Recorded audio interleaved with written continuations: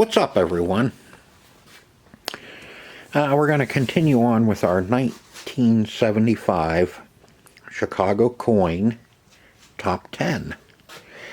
We started with the Playfield, and in the second part, first part we just kind of went over everything. In the second part, we tore everything off the Playfield to see exactly how bad it is, and it's bad. Trying to come up with a game plan on it to fill in a lot of this. I don't know if we're going to be able to get it all, but we're going to see how this turns out. This may end up being, yeah, whatever. Anyway, still looking for scoreboarder. I'm going to keep saying it in every video until I come up with somebody that comes up with a score motor or any relay parts. I see we're missing the coin relay. I think that's the only, is the score motor and the coin relay. And we could actually put it all together and actually boot it up. Yeah, because that's the computer of the whole thing. We got to have the computer, analog as it might be, in order to run everything. But we can get it all put together, get it all done up. Back glass will be last. I'll order that later on. Parts off the Playfield. But if anybody has any parts for her 75 Chicago coin top 10 or cinema,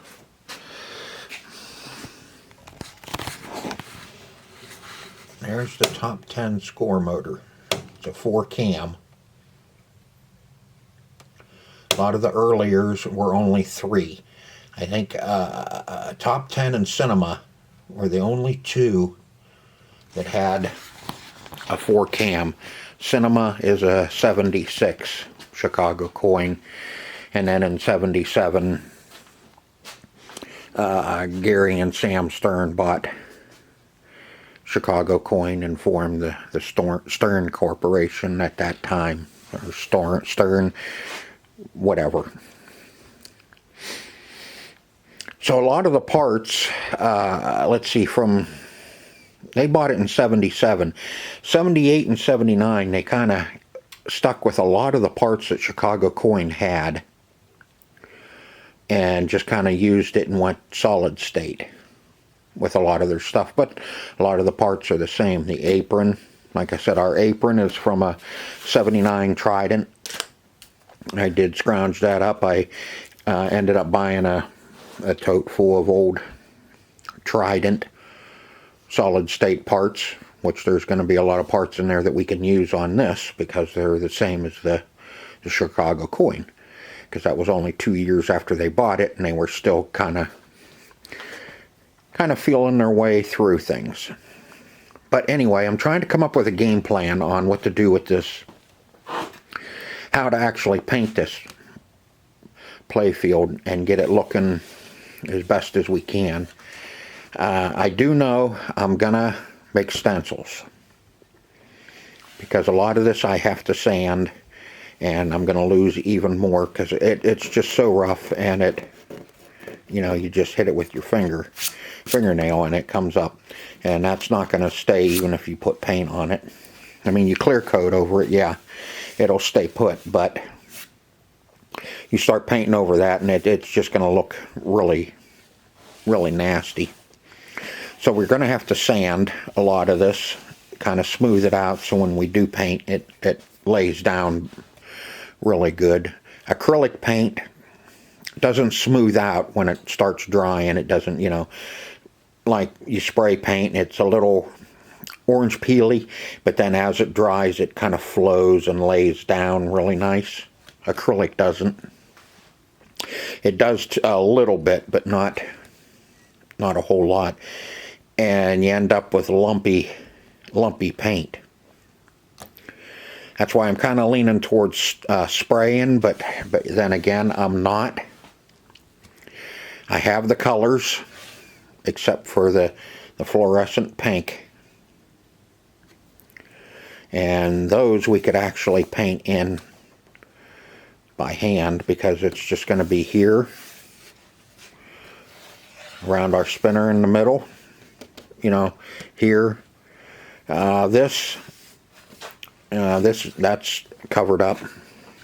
So there's the hot pink, there's only like 1, 2, 3, 4 spots. Oh, and a little whoop-de-doo there around one of the drop targets.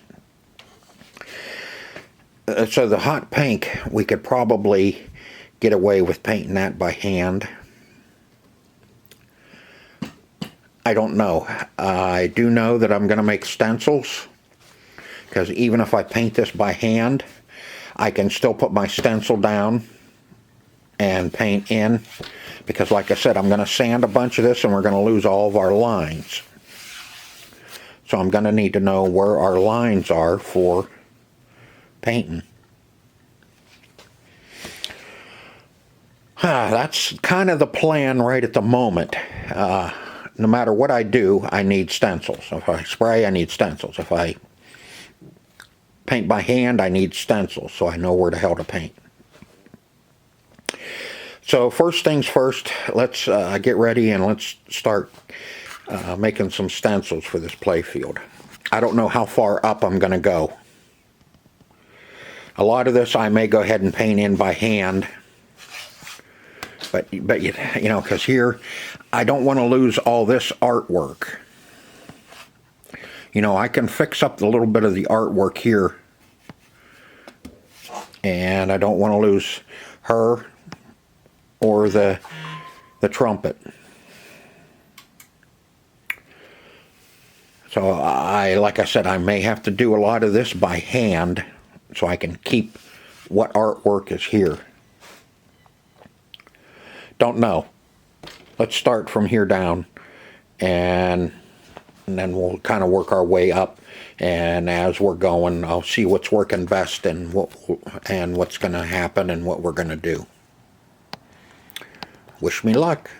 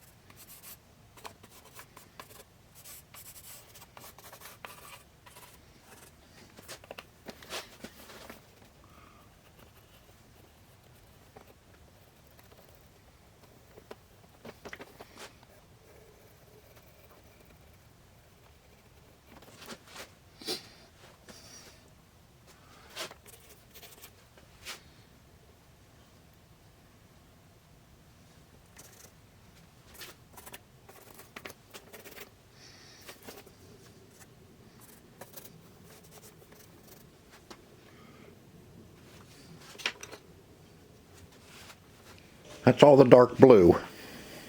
I'm going to go ahead and do all the way up in the dark blue.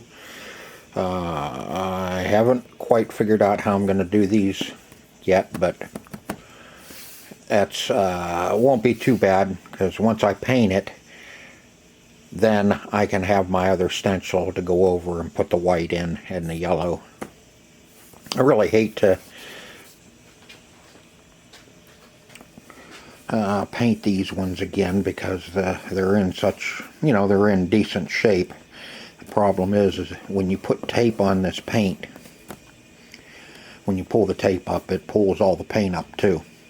It's just, there's not a whole lot adhering to the Playfield itself. So I may have to just go ahead and bite the bullet and do these three up here too. But I'm going to do the same thing with the other colors. Down here, like I said, I'm going to try and stay away from these two areas here because of the artwork. I don't know. We'll see what happens. I don't want to lose it, because I can't put that back in. That's just a little too much for me.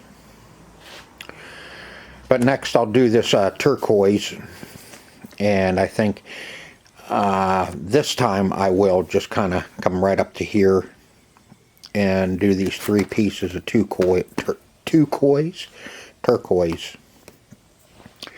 and then same with the yellow. We'll have one piece there, and around here. The red, I have one piece of red down here and a red around our spinner. And this one up here, I may go ahead and do a stencil and just go ahead and paint that too. We're going to have different colors. This turquoise is going to be different than this turquoise. And if I just do this one in this red, these two will be a different color than that red up there. Yellow, same thing.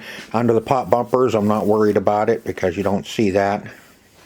And we'll do the yellow here and there. And if I do this piece up here, then that'll all match except for the little bit of yellow that's in the trombone, and this one I'll just paint in. We'll see. I'm just kind of feeling along here, trying to figure out what I want to do to save as much as I can and paint as much as I can to make it look the best. See, this little piece of turquoise here, I should, well, that I can paint in by hand when I touch up here and here. Alright, I'm going to get busy. I'm going to do my turquoise next. I'll get that stencil made. The tracing is done. All I have to do is put it over the Bristol board and cut it out. And fun.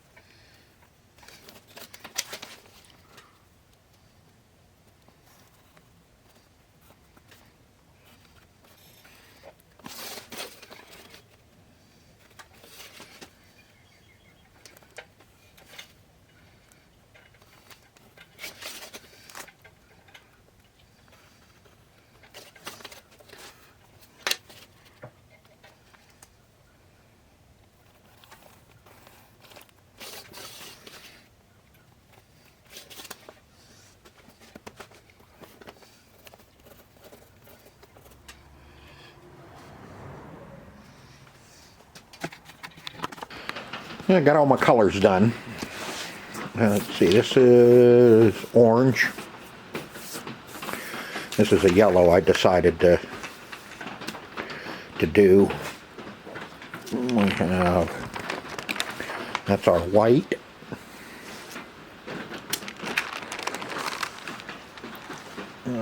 This is the teal.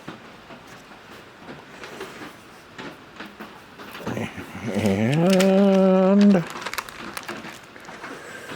that is teal.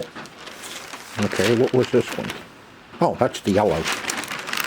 Yeah. And our blue, as you can see, I'm getting set up to start cutting. Start cutting out stencils. Do the blue. I'll do the blue. I want to do blue and paint blue, and then I'll work on cutting out the rest, because this is going to take a little while for paint to cure out here. I'll put a, once I paint, well, before I paint, I'll put a little heater up here and heat the Playfield, and then I'll paint and then leave the heater going and keep it warm, and it should cure for us pretty good. But it'll take some time before I can do another color. So what we're going to do is I'm going to get this stencil cut out, and we're going to do some sanding. I'm going to do some tracings of the lettering, so I kind of have an idea,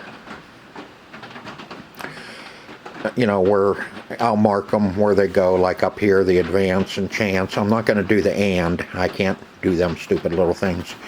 I'll do the advance, chance, in that arc, and then I'll label it as the top.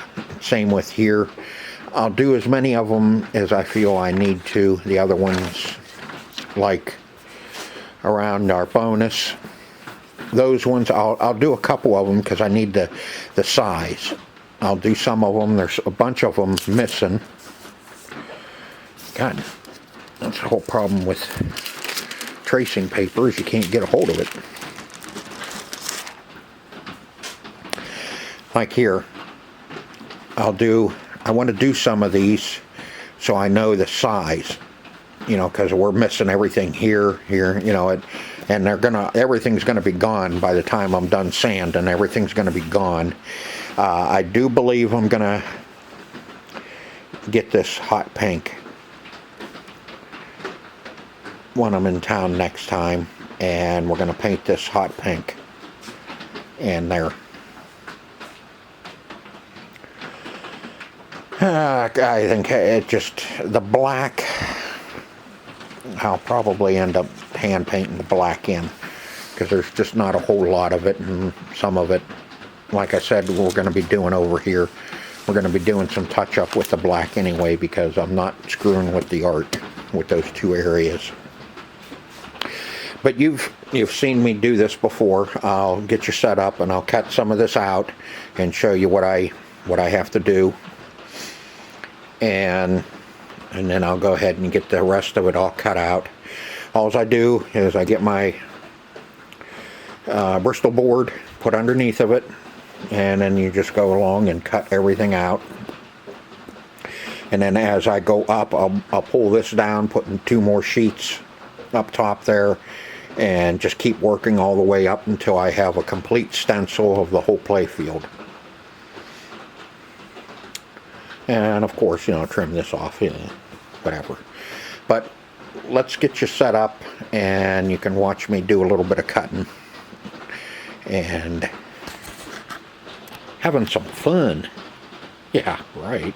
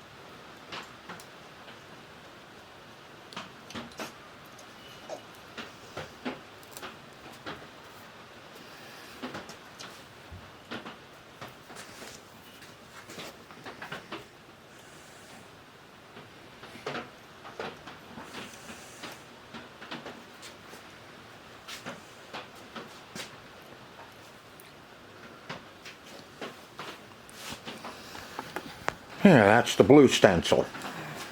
There's not a whole hell of a lot I can do up here because I don't have nothing to, tie into.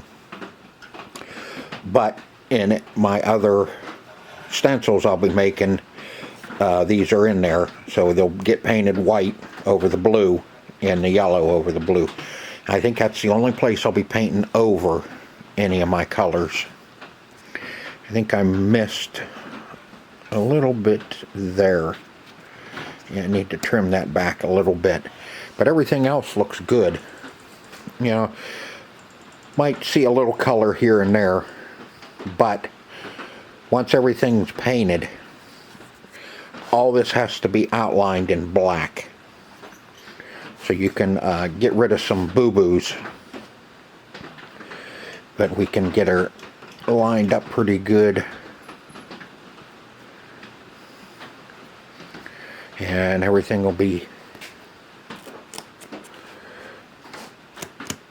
yep, everything will be in good shape with the blue. I cut these out for the bumpers because of the mylar, and I don't want to paint over the mylar. That gets really ugly looking and stupid.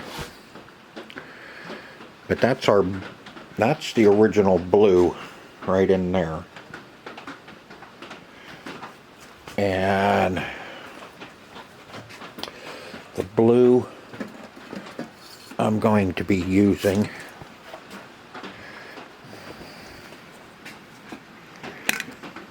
is close. There's a little bit more purple in that than that. But we'll be doing the blue. I'm going to use that blue, and I'll use the blue on the back box and in the cabinet. See, it's supposed to be blue, but in some places it looks almost green because of the brownish yellow that's in it. So we're just going to kind of make it all uniform. That'll be on the Playfield, plus it'll be on the cabinet, so it'll all match. I don't know how many people have actually seen top 10. So, it's going to be my machine. It's going to be unique. But I think it's going to look good. That's all I'm interested in, is making it look and play good. So I think this video has probably been long enough. We got quite a bit done. Got one stencil made. All the other ones are ready to cut out. Next episode we'll sand this. I'm gonna sit down and, well, not sit down, but I'm gonna do some tracings of our letters and numbers. I'll do that off camera, but in the next part we'll sand this and get our blue on it. Once the blue's on it, then I can start letting it cure, and I can work on cutting out my other stencils and have them ready while this cures. So I hope you enjoyed the video as much as I enjoyed making it for you, and don't forget about the links in my description. One is my store and the other two are affiliates. In fact, I think tonight I'm going to be adding more affiliates, so there might be even more down there by the time this video comes out. Right now it's Altruistic Joe, which is a veteran-owned coffee company, and 3D MAKERPRO. The next one that I'll be putting down in there is Big Tree Tech, and that's all upgrades for 3D printers. So I hope to see you on the next one. Until then, take care and see ya.